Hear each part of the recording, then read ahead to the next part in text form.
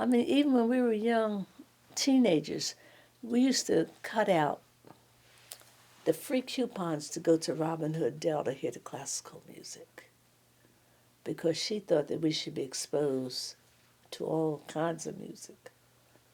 And that's important today. That's helped me a lot.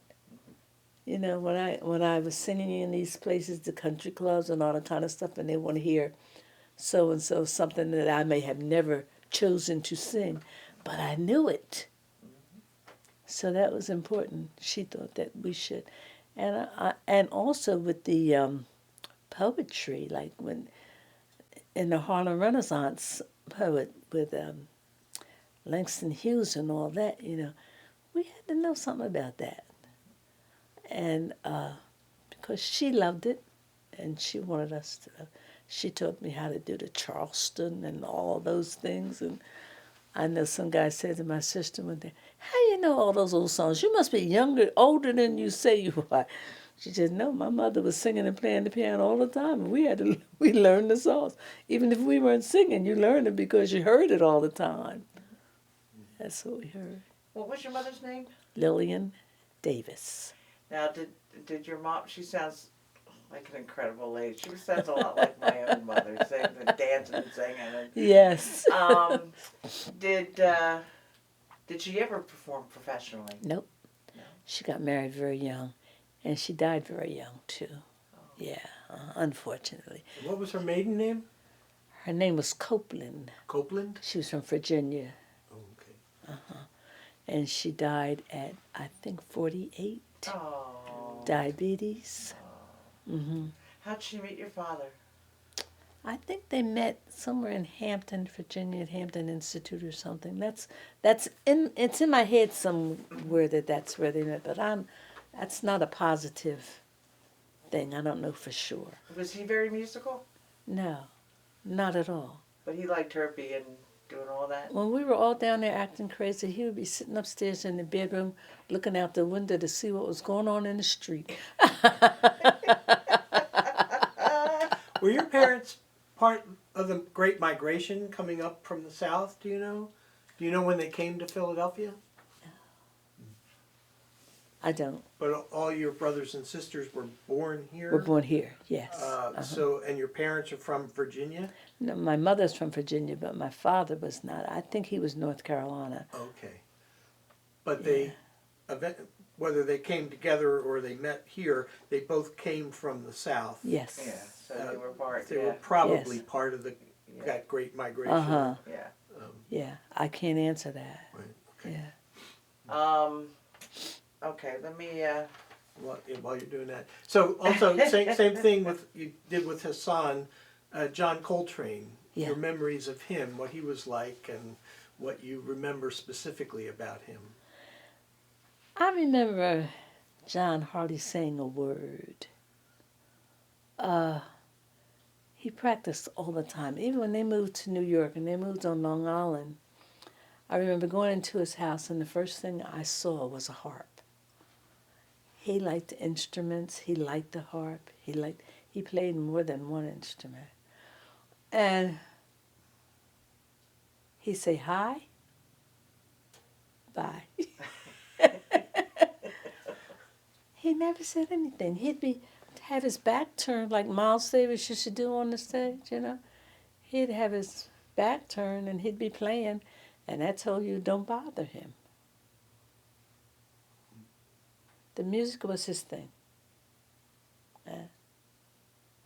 Until Alice got a hold of him, I guess.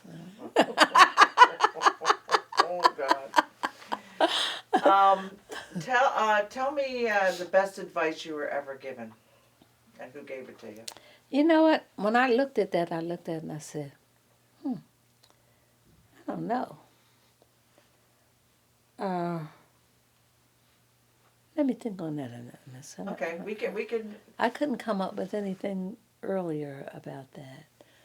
I've been given advice so often, and for everybody that means well,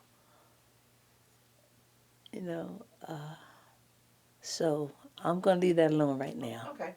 What's your favorite gig that you ever played? as far as where it was and just the way you felt? And you, Do you know that we did a concert? I'm trying to think of the name of the place. It's around 4th and Race or somewhere Painted around. Bride. Huh? Painted Bride. Painted Bride. We had a wonderful concert there. You were there? We had one. They had to bring in extra chairs to seat people, and we had so much. It was so good. We had so much fun. Who was playing with you? We had a big band. Oh, you had a big band. You did one with Twig was playing. Twig. Yeah, Yeah. Twig was playing guitar. I think Twig has played on all 3 of my CDs, and every concert, just about. But I'm trying to. It was Don Wilson on piano, because Gerald was gone then. It was Don Wilson on piano. Recently, I just saw something about that. I'm going to look. I think I had a little flyer thing. what did you like about it? The size of the room, number one. See, when we did the Van Pelt Auditorium, it was bigger, and it was nice. I mean, I enjoyed it, but this was kind of my thing. You know, I always worked in small venues, and I could see people and relate to them and see their reactions, and, you know, are they relating to this? Are they enjoying this and that kind of stuff? So I like that. How did you deal over the years with the lack of job security? I didn't really have that problem because when I first started singing, you know, I was working day job, and I was working in a bank, and I was managing a branch, and so I had a steady income, and I always had singing jobs, always. I mean, I always worked at least 2 to 4 days a week. I know the difference now. Yeah, so I didn't really have a problem, but I know what you're saying. I know that you just have to. I think you just have to keep pushing and do something else. Try to do something in the music business that can keep you in the music business and be able to support your lifestyle. If that makes sense, you know, like some people say, well, I'm going to perform. I'm gonna try working in plays. I'm gonna try just to do something, be something in the business, and be able to, as I always say, be able to pay my electric bill. If I can pay my electric bill, I'm okay. But if does that make sense to you? Okay. Now, I wanted to ask you also another problem that typically women musicians have. In fact, the saxophonist Tia Fuller has just written a piece on it. What do you feel about because when you're a jazz singer, you're actually working in a man's world, because most of the people you're working with are men.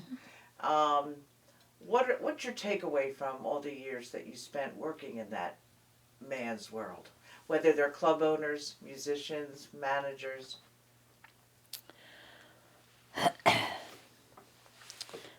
Lack of respect.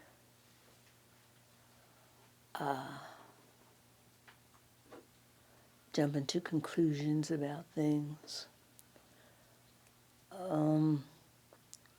But if you find good group, some guys that do give you that respect, and you couldn't do anything better. I mean, you worked with Eddie Green, and you know those guys. You know, I worked with Gerald for almost 20 years, and I know that I landed in a good spot. I landed in a good spot because his family, he and his wife, my husband and I, we all became good friends. So that kind of helped you through that. Absolutely. Absolutely.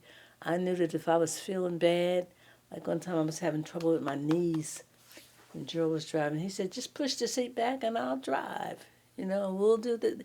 We had each other's back, so I think that that's important. They said back in the day, the musicians used to always go after gigs to a lot of musicians would go to. It was a restaurant. I can't remember the name of it. Linton's, was there a restaurant named Linton's? Yeah, on Broad and Gerard. Yeah, sound that way. They used Yes. to go there, and they would sit there, and they would discuss what chords you used for this and what happened here. Man, you should have done so and so and so and so. And they started going to the Musicians Union too, which was down in that area, that South Broad Street, and discussions like that are wonderful. But vocalists were not in on that, We were not considered musicians. There was nothing that we had to do. We had to just come in. And that's one reason why I had suggested and got to Wendy about when we started the club, Oh, One Voice. One Voice. Mm-hmm. Because they always thought that vocalists didn't care for each other, that we were, and a lot of them did act stupid like that. But I wanted them to know that I appreciate your talent, you appreciate my talent, and we're different. That doesn't mean that you're not as good as I am or you're better than I am. It meant nothing like that. It meant that we could discuss something if you wanted to get some input on something and we didn't feel overwhelmed by it because, we're talking to each other and we all had the same problems. And we could all help each other get jobs. I remember that One Voice because you, me, and Wendy were all talking together then, and it seems like we all have a lot of stories about dealing with men in the business. I remember Monette Sudler just posted on Facebook when I posted the Tia Fuller essay that she had written. Monette posted, she said, I remember when I was sitting somewhere and a guy with musicians, male musicians, and some guy came up to me and said, "What are you, the singer?" And she says, "Well, I'm a jazz guitarist." She says, "You play jazz like that?" Like kind of dissing her. Right. And it hurts when You you're. see, when he said, "What are you, the singer?" It was like, put down. Right. Uh-huh. It's like you were saying about the gathering at Linton's and everything. Mm-hmm. And the singers weren't invited. No. And it's almost like you're just kind of like a decoration for Yes. Yes. That's it. Because and you know what? The male jazz singers felt the same way. They felt that they didn't hire them because they were men and they were singing. And we had some good ones. So you would think that would be gone by now, but I don't think it really is. Who were some of the male jazz singers from Philly you mentioned? Clyde Terrell, George what's George's name? Towns. Towns, yeah, George Towns. Those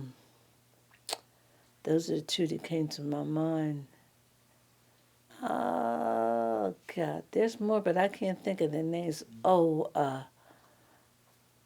Al Berry used to sing a lot. He played saxophone, but he also sang. And,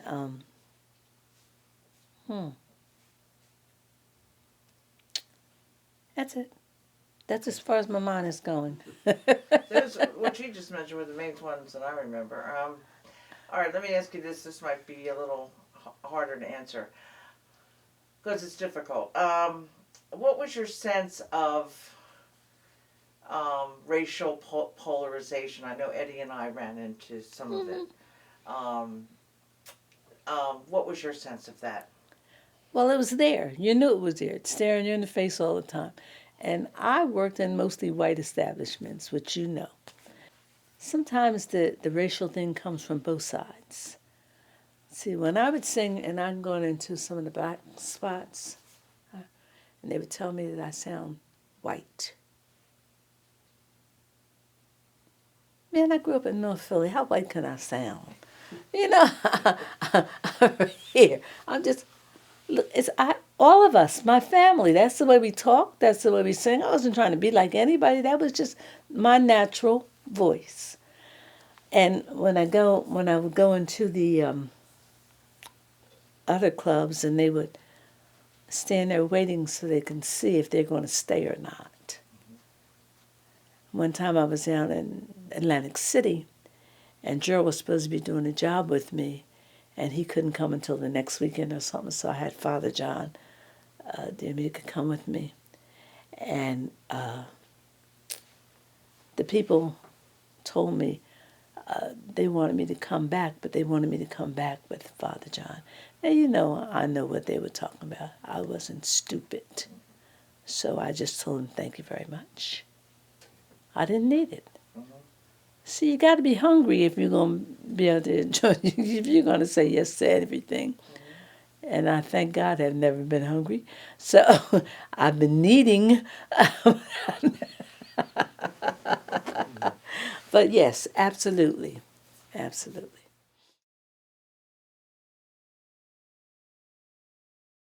Somebody who not only can play on their own, but know how to really play together as a team. Okay. All right, let me see. Oh. What do you think is unique about Philadelphia jazz? The community, the music? Maybe we should have said, do you think that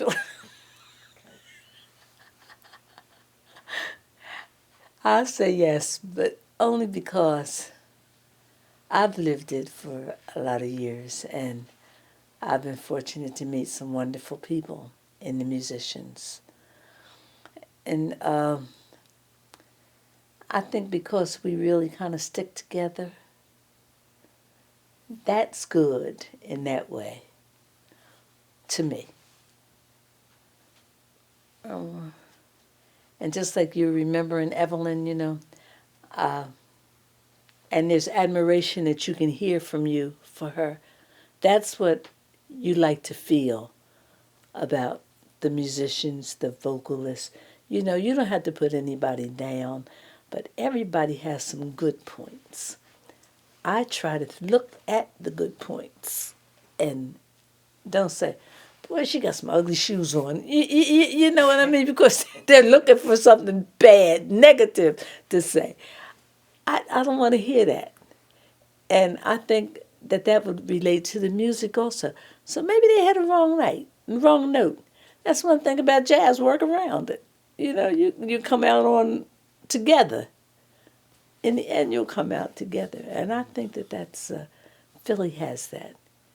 Philly's very proud of their, you hear how many people when they're being interviewed and they say, well, I'm from North Philly. Yeah, well, I'm from South Philly. Yeah, they're proud of that because it may not have been the best neighborhood or whatever, but they've come through that and they've learned a lot from it. And a lot from it has been from living there. As I said, I was a sports person. I went in all the different neighborhoods playing ball. And we were always happy to say who we were and sing about it and talk about it and stuff. We were, whatever anybody else might have thought about it, you know, it was good for us. They said Philly's a city of neighborhoods. Yes, it is. So everybody sort of identifies with their specific. That's exactly right. Exactly right. What was the address? Do you remember your address on Van Pelt Street? 2326. 2326 Van Pelt. North Okay, Van so Pelt. that's where, if we went there today and looked, we'd say that house is where a lot of jam sessions happen. If it's still standing. If it- My Was it a row house? What, it's a typical row house.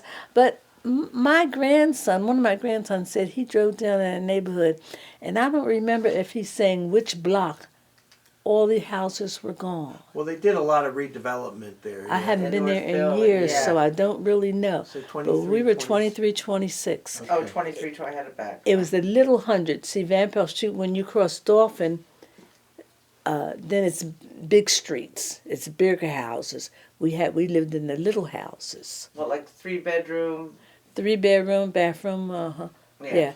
Yeah. Where my mom and dad took the living room and dining room to make them one big room, you know, so that, because people were always there. Yeah. And that's where the jam sessions were? Uh-huh. Right. Yeah.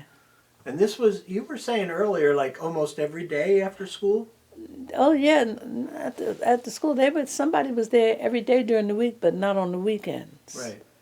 Because most of them are hopefully working on the weekends or whatever. But every day there was music going on. They come over and they might just want to go over a song, and they may tell somebody, "Well, meet me at Miss Davis' house." And on the corner of Van Pelt and Dolphin, there was a bar. Mhm. Okay, everything else was houses. And I think it was across from the bar. There was not a bigger building, but they had church services there, a little. And as I said, I was always playing ball. So we would play a thing against the wall with the ball, because it was a straight wall. And they would pay me, the bar owner, to pay me to keep the kids from playing, because they was afraid they were going to break their windows. So I had to be the enforcer in that. What a great story. But no, when we walked down the street, everybody knew everybody. We get in the house, my mother said, "Did you speak to Miss Parker? Did you speak to Miss So-and-so? Did you speak to Mr.?" You had to speak to everybody on the street, no matter how many times you walked past them during that day. And that's just what we had to do. Today, the kids don't speak to anybody. We had to speak to everybody in the street 5 times a day.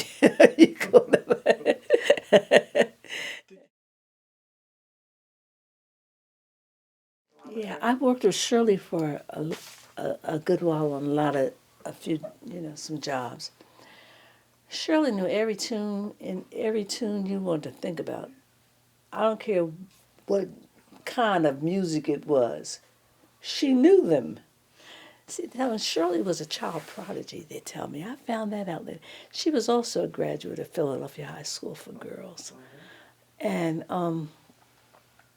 she just knew them, and she was just so classy with her music, but yet she could know how to get down on the blues and stuff, And she said, if they were playing something, somebody had really gone out and sounding so good, and everybody was hollering and screaming, I said, "Whoa, Shirley." She said, "I ain't gonna let them get over me." And here she come. She was beautiful. She was just beautiful to work with, Also, so Where, do you remember what clubs you worked with her? we worked at the Adams Mark Hotel on City Island Avenue for a good That while. was, what was his name? Harold Carabell. Yeah, Mhm. That was his job. right. He loved Shirley. Yes, he did. Yeah. I remember Harold Carabell called me. I was in there. I sat in with Shirley, and after I was done, he came up to me on his break and says, "Hey, baby." I said, "Don't call me baby." He was something. Yeah. He was something. And when I would come in and I'd be running late and I'm trying to put my coat off, and he would say, "Justine, come on up." He know. And then I didn't get my, "You didn't get my coat off." Should have been here. Yeah, I had fun with them. It was Shirley and Harold and Mike Natale. Yes, that's right. That's right. Mike was on Yeah, I forgot about Mike. Butch Ballard was on that too. And we had a good time on that job. Was that a long engagement, or? It was for a good little while. He was there a while. It was kind of like a 2-beat.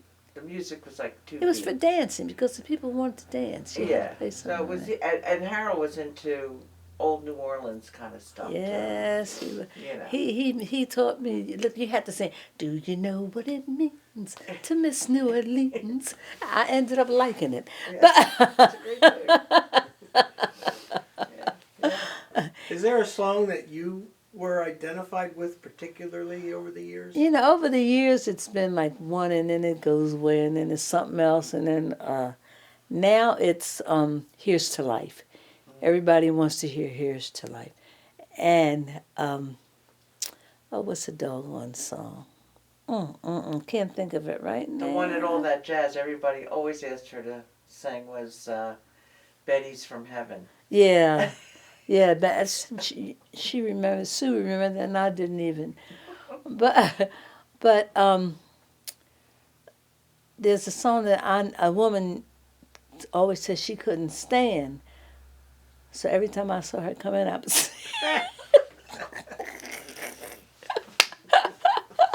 she was my friend though. Yeah. The song was crazy. Oh, Patsy Cline? Yeah, yeah.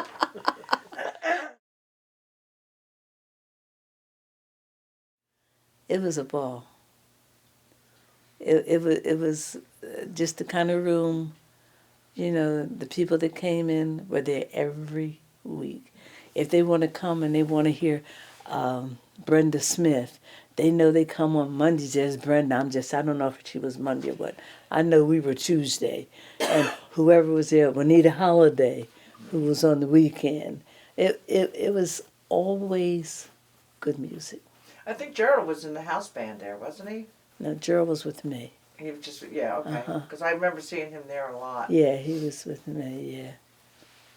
And Tony was had the house band, so he might have had Gerald there sometime.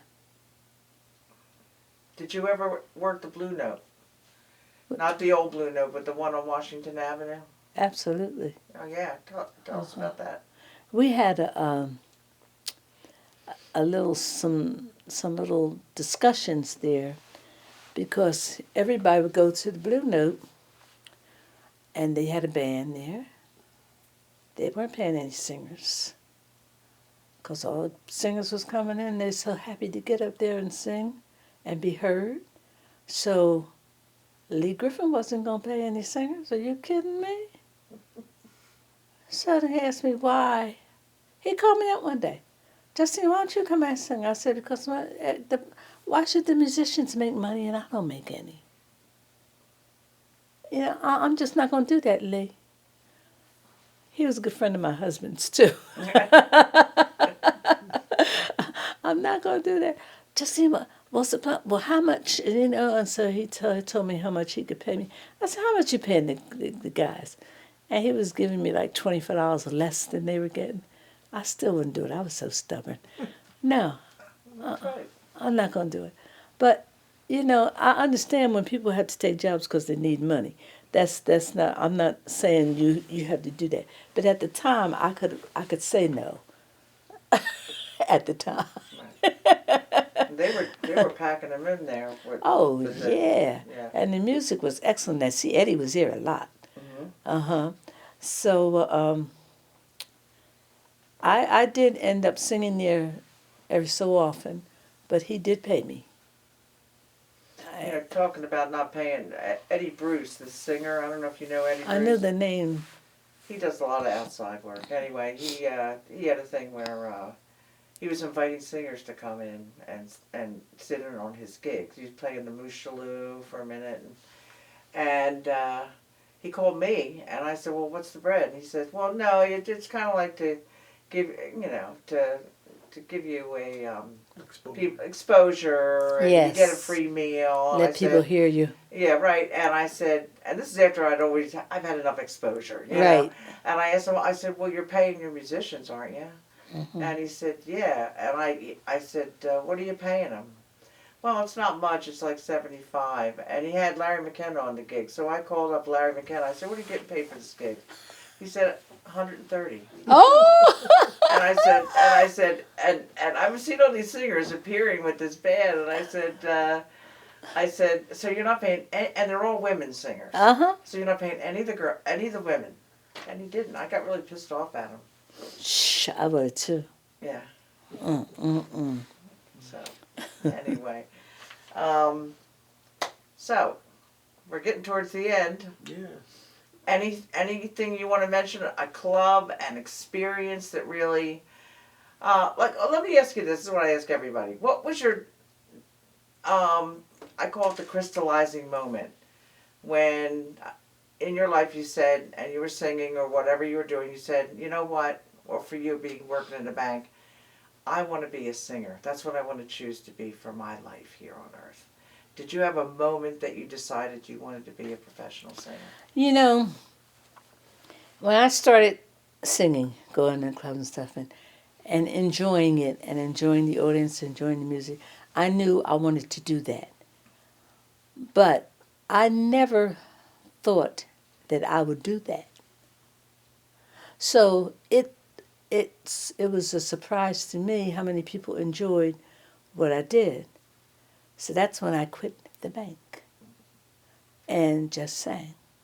And I did that for a good time, a good while, and was able to, to live okay like that till everything started closing up and I didn't know how to go and ask for a job. So, but that's about it. When I saw that people really enjoyed what I did and I was enjoying it, because when you're enjoying it, it's not like it's work. You enjoy it and you like going there, and that's when I decided that I wanted to just do that. Just the way it makes me feel. I like to tell the story. And I like when people listen and say, "Oh, wow, yeah," I like that. I enjoy that. It's not about being a star. It's about enjoying what you do. And I enjoy that. I was doing Cape May Jazz Festival. And I was singing. The people would not leave to go to hear any of the other performers that were working at other venues for the festival. So people couldn't get in. New people couldn't get in. And then when, what's her name, Woody's wife, came, Carol, said, "Oh, you have to stop. We have to stop at a certain time." I said, well, why we have to? Well, it's because it's the rules here in Cape May. They will fine us. So this man said, well, I'll go around with a hat and we will collect the fee to pay for her to stay up there. I said, oh my God, those are good feelings that people think that way about you. And I just had a call, now I'm talking too much. No. I just had a phone call a couple weeks ago from someone I hadn't seen in a good while, but who had been seeing me off and on. And he said, Justine, guess what I just acquired? What did you acquire, Mike? The chair that you used to sit in at the Villa Stratford.